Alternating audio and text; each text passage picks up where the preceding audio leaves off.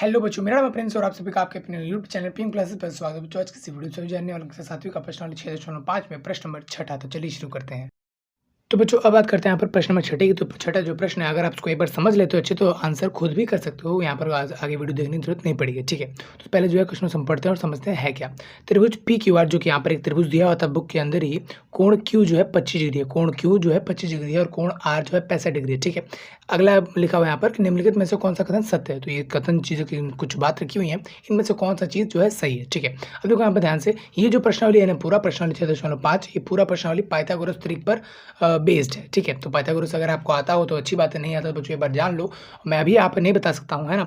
तो आप कहीं ना कहीं इंट्रोडक्शन वीडियो देख लो, जो कि यहाँ पर आई बटन पे आप क्लिक करो तो आपको मिल जाएगा। कहीं ना कहीं उसमें मैंने हर एक चीज़ बात करी है कि ये चीज़ क्यों है, वो चीज़ क्यों है, ये लॉजिक क्या है, वो लॉजिक क्या है, सारी चीज़ें। तो उम्मीद है बच्चों आप उसको देखोगे और देखोगे तो आपका हेल्प हो जाएगा। ठीक है, हर एक क्वेश्चन को आपको देखने की जरूरत नहीं पड़ेगी। तो अभी फिलहाल इस क्वेश्चन की बात करते हैं। यहाँ पर कहने देखो, यहाँ पर लिखा है पी क्यू का वर्ग, पी क्यू यानी कि इसका वर्ग जमा में क्यू आर, क्यू है ये क्यू आर का वर्ग, क्यू आर का वर्ग बराबर होगा आर पी के वर्ग के। आर पी कौन सा, ये आर पी का वर्ग। मतलब कहीं ना कहीं हर बार इनमें क्या किया हुआ है कि दो भुजाओं का वर्ग तीसरे भुजा के बराबर, ऐसा कुछ लिखा हुआ है। ठीक है, और कहीं ना कहीं अगर हमने अगर पाइथागोरस गुण पढ़ा तो उसमें क्या है कि भाई पाइथागोरस गुण जो त्रिभुज था कुछ इस तरीके से होता है, जहाँ पर जो 90 डिग्री कोण था उसके आगे कौन सा बनता है, कर्ण। और कर्ण हमें इसको क्यों पहचानना है, क्योंकि इन दोनों का वर्गों का योग इसके वर्ग के बराबर होता है। इन दोनों का वर्गों का योग इसके बराबर होता है। ठीक, अब ये जो भुजाएं हैं ये ध्यान देना पड़ेगा कि ये जो होती है हमेशा कर्ण होती है, ये जो होना चाहिए हमेशा होना चाहिए लंब और आधार, यानी कि बाकी दो भुजाएं होनी चाहिए वो होनी चाहिए। ठीक है, तो कहीं ना कहीं ये जो गुण है ये कुछ ऐसा ही गुण दिखेगा उसमें भी, बात मानते हो, चलिए ठीक है।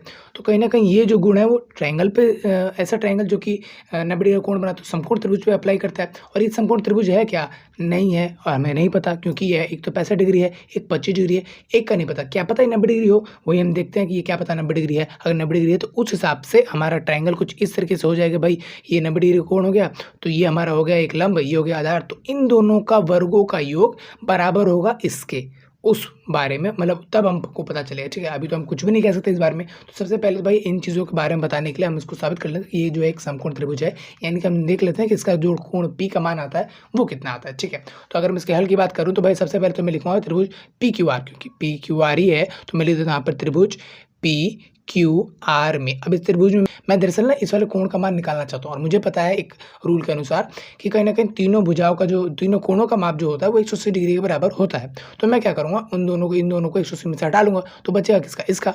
ठीक, तो वही चीज़ मैं यहाँ पर करने वाला हूँ। तो पहले नाम लेता हूँ सबसे पहले कि कोण पी जमा में कोण क्यू जमा में कोण आर, ये पी क्यू आर, ठीक है, बराबर होगा किसके, 180 डिग्री के। क्यों, यहाँ पर क्या रीज़न है वो भी लिख दूँ क्या, चलो लिख देता हूँ। तो मैंने यहाँ पे लिख दिया त्रिभुज के सभी अंतःकोणों का योग कितना होता है, 180 होता है, इसलिए मैंने ऐसा कुछ लिख दिया। ये गुण है, ये जो गुण है ये हर एक ट्रायंगल पे अप्लाई होता है। और इस सब मैंने अपने इंट्रोडक्शन वीडियो में बता रखा है कि भाई कितने प्रकार के गुण हैं त्रिभुजों में, कब कहाँ पर क्यों इस्तेमाल करते हैं, क्या लॉजिक है, हर एक चीज़। ठीक है, बता भी नहीं रखा, ये भी बताया हुआ है कि क्यों इस्तेमाल करता है हर एक चीज़। ठीक है, तो आप उसको एक बार प्लीज़ देख लेना। फिलहाल अगर इसकी बात करें तो कोण पी का मान हमको नहीं पता है ना, तो कोण पी वैसे ही रहने देते हैं। जब मैं कोण क्यू का मान हमको पता है, हाँ पता है कितना है, 25 डिग्री, तो 25 डिग्री लिख देता हूँ। मान लिख रहा हूँ, मैं जोड़ नहीं रहा हूँ, धीरे धीरे जोड़ूंगा। ठीक है, कोण आर का मान हमको लिखा हुआ है 65 डिग्री, तो 65 डिग्री मैंने सिंपल के बराबर में क्या आ जाएगा, 180 डिग्री आएगा। चलिए ठीक है, कोण पी का मुझे मान चाहिए तो मैं क्या करूँगा, इन दोनों को उधर भेजूंगा। तो इन दोनों को एक एक करके क्या भेजूंगा, इनको इकट्ठा कर लेता हूँ फिर भेज दूंगा। इकट्ठा करूँगा, जमा करूँगा, घटा करूँगा, तो वहाँ पर जमा निशान तो जमा करूँगा। ठीक है, तो 25 और 65 कितना हो सकता है, क्योंकि इनको जोड़ सकते हैं, तो ये हो जाएगा 90 डिग्री। ठीक, बराबर में रहेगा 180 डिग्री। अब देखो जो डॉट है ना इसको कहते हैं डिग्री, और इसको इसी से तरीके से हम जो है एंगल को मापते हैं या नापते हैं। ठीक है, कोण पी बराबर हो जाएगा 180 डिग्री, ये जो 90 यहाँ पर प्लस का है उधर जाके माइनस का हो जाएगा, तो कोण पी का मान आ जाएगा यहाँ पर 90। ठीक है, कोण पी ये वाला कोण है, तो कहीं ना कहीं ये 90 डिग्री आ गया, तो मैं कुछ इस तरह निकाल सकता हूँ। तो अब कहीं ना कहीं मैं कह सकता हूँ ना कि एक क्या नाम है, समकोण त्रिभुज हुआ। तो वही चीज़ जो है यहाँ पर मैं लिख देता हूँ, अतः त्रिभुज पी क्यू आर एक समकोण त्रिभुज है, क्योंकि इसका एक कोण क्या बन रहा है, समकोण बन रहा है। इसलिए कहीं ना कहीं ऐसा ट्रायंगल जिसमें एक कोण समकोण हो तो क्या कहलाता है, समकोण त्रिभुज कहलाता है। अब जब समकोण त्रिभुज बन रहा है तो मैं इनके भुजाओं के बारे में ये कह सकता हूँ ना कि कहीं ना कहीं इसका लंब और आधार का वर्ग का योग कर्ण के वर्ग के बराबर होगा। तो इसका लंब कितना होगा, पी क्यू, ऐसे आप मानो इस ट्रायंगल को, तो पी क्यू का वर्ग जमा में पी क्यू हो गया और पी आर, तो पी आर का वर्ग बराबर होगा किसके, क्यू आर के, है ना, क्यू आर के बराबर होगा। उम्मीद है आप समझ पा रहे होंगे, यहाँ पर क्यू आर के बराबर होगा। ठीक है, अब ये बात देखते हैं हमारे ऑप्शन में कहाँ कही गई है, वही ऑप्शन सही होगा, बाकी सब चीज़ें गलत होंगी। ठीक है, कहीं ना कहीं कहना क्या चाहते हो? कह दिया होगा कि कर्ण का वर्ग लंब का वर्ग बराबर होता है आधार के वर्ग, तो ऐसा कुछ नहीं होगा, यही होना चाहिए। ठीक, इसलिए हम राइट एंगल को भी पहचानना जरूरी होता है। तो कहीं ना कहीं ये जो बात है कि भाई जो पी क्यू है, पी क्यू का वर्ग जब में आर पी का वर्ग, पी क्यू का वर्ग देखो पी क्यू इसमें भी है, लेकिन आर पी कहाँ है, ये रहा। तो पी क्यू का वर्ग आर पी का वर्ग बराबर होगा क्यू आर के वर्ग के, यही है सही, बाकी गलत है, ये गलत है। क्यों गलत है? क्योंकि यहाँ पर कर्ण को इधर उधर कर दिया गया है, लंब को इधर उधर कर दिया गया है, इस वजह से गलत है। कर्ण एक तरफ होगा और लंब और आधार इधर रहेगा, मतलब जो 90 डिग्री कोण के सामने वाला जो भुजा होगा उसका वर्ग बराबर होगा बाकी के दो भुजाओं के वर्गों के योग के।